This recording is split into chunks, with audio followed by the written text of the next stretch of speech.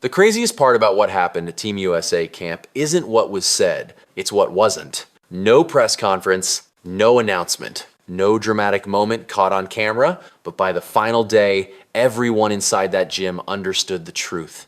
Because Team USA camp didn't just evaluate players, it quietly revealed who the system actually works for. And nobody expected it to happen like this. Team USA camp is usually predictable, controlled, almost boring by design. Players rotate through drills, coaches observe, assistants take notes, and everything runs exactly as planned. No surprises, no chaos, just structure. That's how it was supposed to go. Instead, it became the most uncomfortable week people inside that gym had experienced in years. And it started with one quiet arrival. Yeah, she's there complaining to refs. She's back. She's back. But let's take a listen.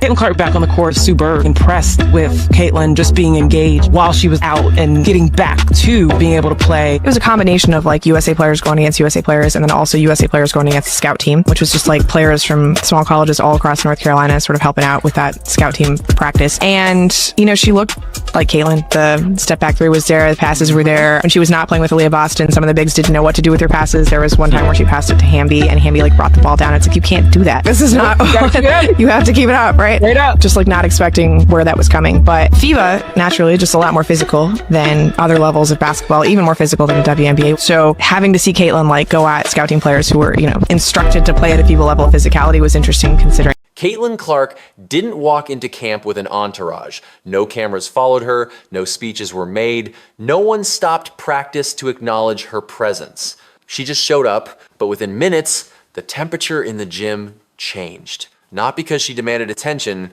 because the game bent toward her. Suddenly, drills felt different.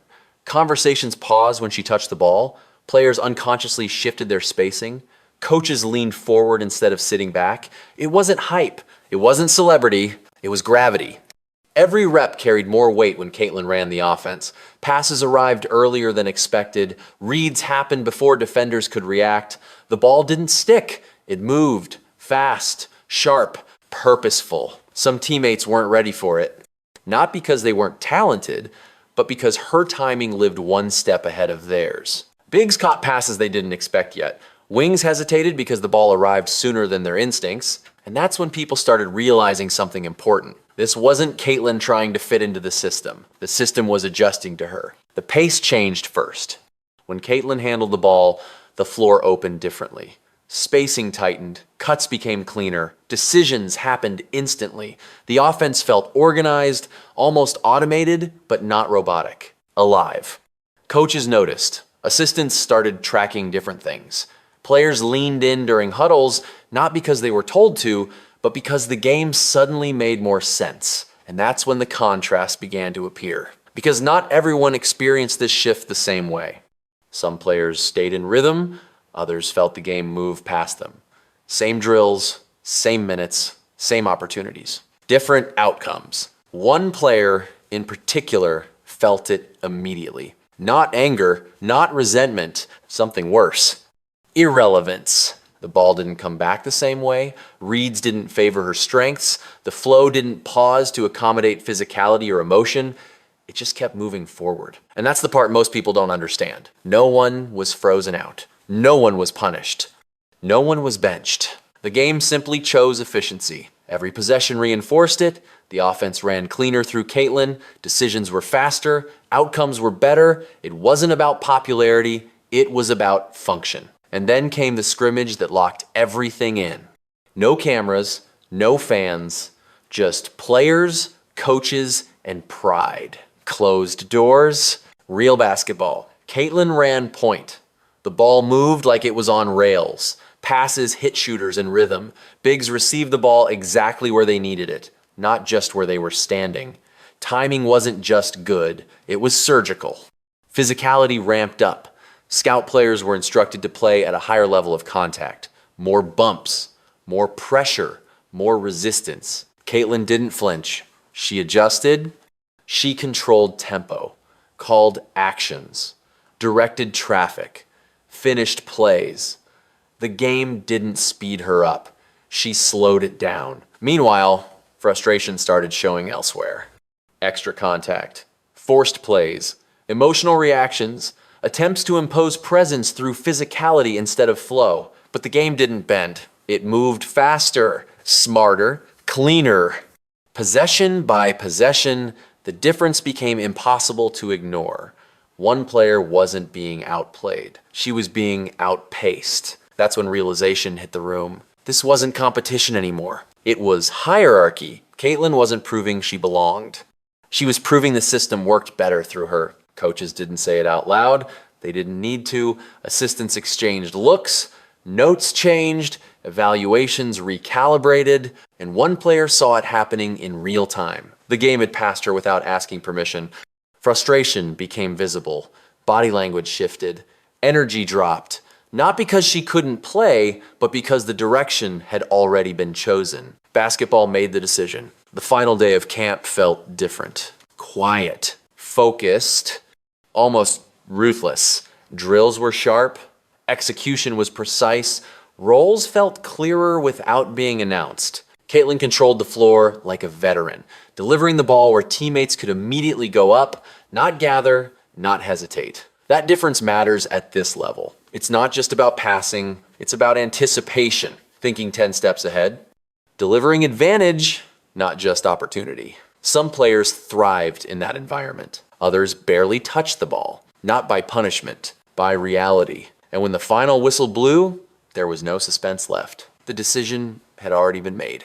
Then came the moment that said everything without saying anything. One player didn't wait for meetings, didn't wait for announcements, didn't wait for explanations. She stepped away, no storming out, no shouting, just done. The gym froze.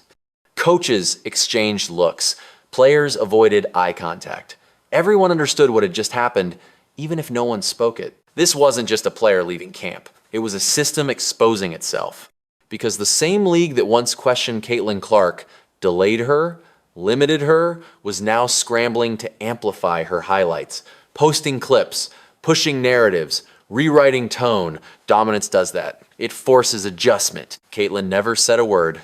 She didn't need to. Her game delivered the message clearly. You can doubt her. You can delay her. You can try to control her impact, but you can't stop the system from choosing what works. As camp ended, coaches looked shaken, players looked recalibrated, and Caitlin walked out the same way she walked in. Quiet, focused, unbothered. While everything around her burned, this wasn't drama for attention. This was basketball revealing the truth it always does when pressure hits. When the lights come on, when stakes rise, when efficiency matters more than reputation. Caitlin Clark doesn't ask for the moment. The moment finds her. And this time, it changed everything. And what made this moment even heavier was what didn't happen afterward. There was no denial, no pushback, no quiet meeting to rebalance the floor. Because at this level, coaches don't argue with evidence, they adjust to it. Behind closed doors, conversations changed. Evaluations weren't about potential anymore, they were about reliability under pressure. Who makes the right read when the game speeds up? Who simplifies the chaos instead of adding to it? And that's where Caitlin separated herself again. She didn't dominate by volume, she dominated by control, by removing unnecessary movement, by putting teammates in positions where the game felt easier, not harder. That's the difference between talent and command. Players felt it too. You could see it in how they cut harder when she had the ball, how they lifted with confidence instead of hesitation. Trust builds fast when the ball arrives exactly where it should. Meanwhile, uncertainty lingered elsewhere. Because once a system chooses direction, fighting it only creates friction. And friction at this level doesn't earn minutes. It exposes limitations. This wasn't about ego. It wasn't about marketing. It wasn't even about rivalry. It was about efficiency, winning in real time. And that's the part that makes this story uncomfortable. Not because someone lost, but because the game made its preference undeniable. By the time camp officially ended, nothing needed to be said. The hierarchy had already been established through reps, reads, and results. The gym knew, the staff knew, the players felt it. Caitlin Clark didn't walk out with a headline. She walked out with something more permanent. Control. And once the game gives you that, it rarely takes it back.